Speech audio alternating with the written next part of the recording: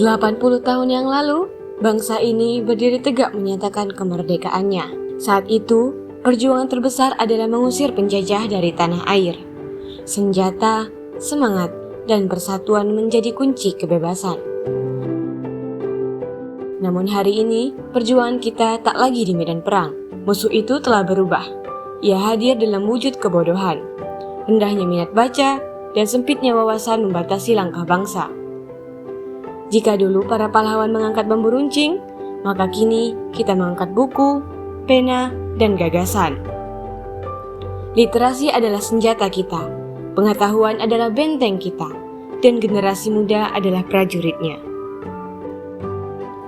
Ironis memang, di saat pemerintah sudah merancang program coding dan artifisial untuk pendidikan dasar, sementara minat literasi siswa masih rendah. Seperti yang dialami oleh Listian Utama, seorang guru yang juga penggiat literasi dari Kabupaten Tanggamus, Provinsi Lampung ini. Melihat kondisi siswanya yang pasif, tidak ada semangat belajar, dan enggan sekali diajak masuk ke perpustakaan. Nah, baik anak-anak, itulah yang namanya harokat. Jadi ada fathah, ada kasroh, dan ada domah. Halo. Ada yang mau ditanyakan? Ya sudah, kalau tidak ada yang mau ditanyakan, Bapak akhiri pelajaran kita pada hari ini karena waktunya sudah istirahat. Dan untuk mengisi waktu istirahat kita hari ini, mari kita sama-sama ke perpustakaan. Bapak tunggu.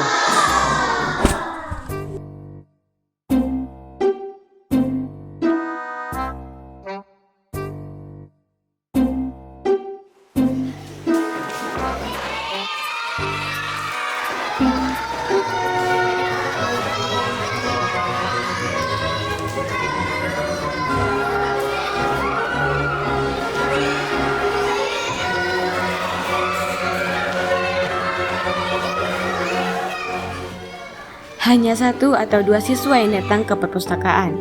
Itu pun tak bertahan lama. Ayo main yuk. Pak, kami udah keluar gaos. Kenapa bukunya hinji-hinji kok bosen?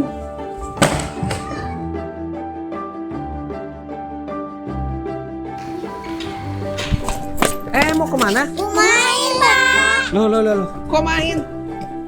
Di sekolah-sekolah, perpustakaan yang seharusnya menjadi jantung literasi justru sering sunyi. Ruangan perpustakaan bak gudang, buku-buku pelajaran menumpuk, berdebu, dan usang. Sehingga anak-anak enggan masuk ke perpustakaan. Ketersediaan buku cerita, fiksi, dan bacaan populer yang bisa menarik minat baca anak-anak nyaris tak tersedia. Tak heran bila siswa lebih memilih bermain di luar daripada membaca buku di perpustakaan.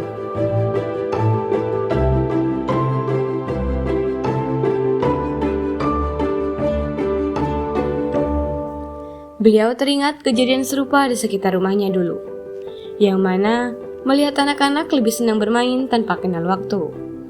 Lalu, hal pertama yang ia lakukan adalah mengajak mereka untuk bermain bersama, dengan permainan-permainan yang menarik perhatian. Anak-anak, siapa yang mau mainan ini?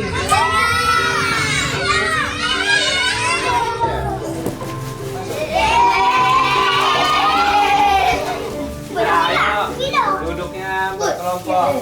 Ini untuk yang laki-laki. Ayo, pegang. Nanti ya.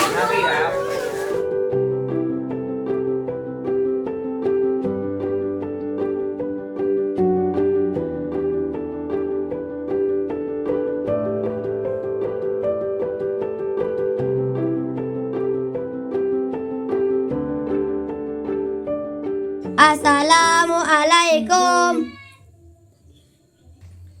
Waalaikumsalam. Mau apa? Main. Oke, boleh, tapi syaratnya harus baca buku selama 5 menit. Oke? Oke. Setelah anak-anak terbiasa datang ke rumahnya, maka ia mulai memperkenalkan buku kepada mereka.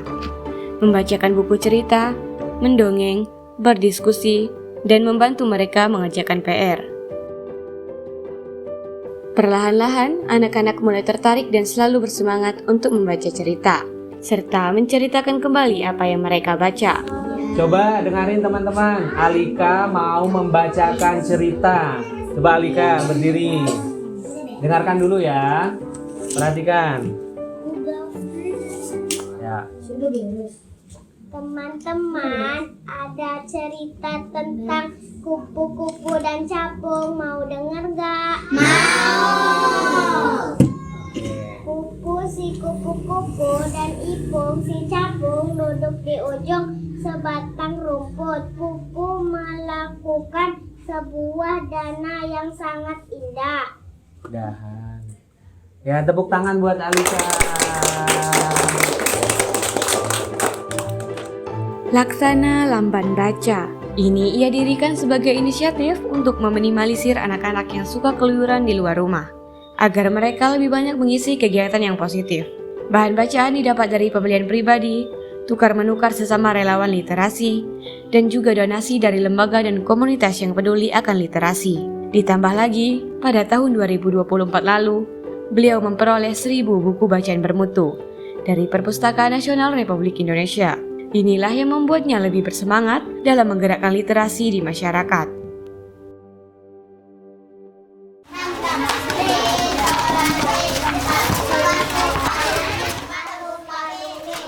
Halo. Nah, coba dengarkan. Bapak punya banyak buku cerita. Siapa yang mau baca buku cerita? Oke, ayo ikut Bapak ke perpustakaan. Hari ini, beliau membawa beberapa koleksi buku bacaan ke sekolah. Dengan harapan antusias yang ia lihat di rumah baca akan hadir di tengah-tengah siswanya.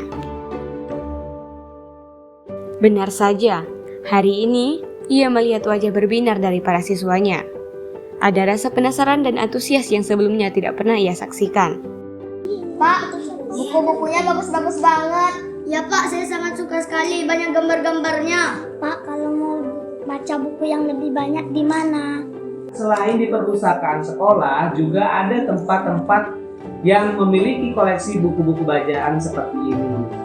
Di rumah Bapak ada rumah baca namanya. Kalian silakan berkunjung ke rumah Bapak untuk baca buku yang lebih banyak.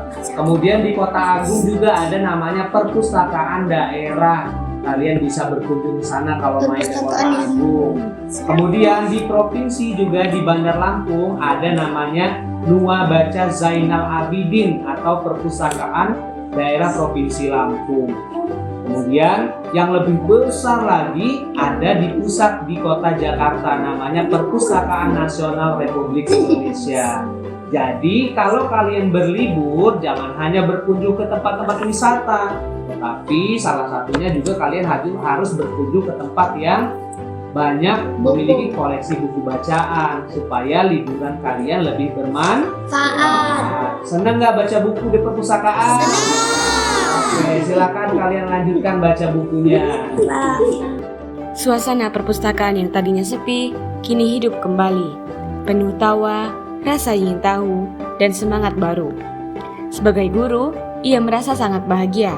Buku-buku dari Perpustakaan Nasional Republik Indonesia tidak hanya bermanfaat bagi pengunjung rumah bacanya, tetapi juga memberi warna baru bagi siswa di sekolah. Dari sini, ia berpikir, jika satu buku bisa menyalakan ribuan semangat, bisa saja ribuan semangat akan merubah wajah Indonesia yang lebih maju dan masyarakat yang lebih sejahtera. Inilah wajah literasi yang sesungguhnya. Bukan sekedar kemampuan membaca teks, tapi juga membaca dunia. Literasi berarti mampu berpikir kritis, memahami situasi, dan mengambil keputusan bijak di tengah derasnya arus dinamika masyarakat. Indonesia masih punya harapan. Jika setiap keluarga membiasakan membaca, jika sekolah menghadirkan bacaan yang kaya dan menyenangkan, dan jika pemerintah serius menata kebijakan dalam hal pendidikan dan literasi.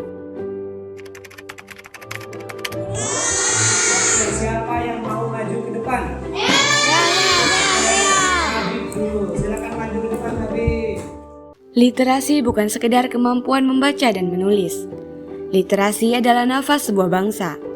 Dan hari ini, kita sedang berjuang untuk benar-benar belajar membaca masa depan. Salam literasi dari Saibumi Ruwajurai.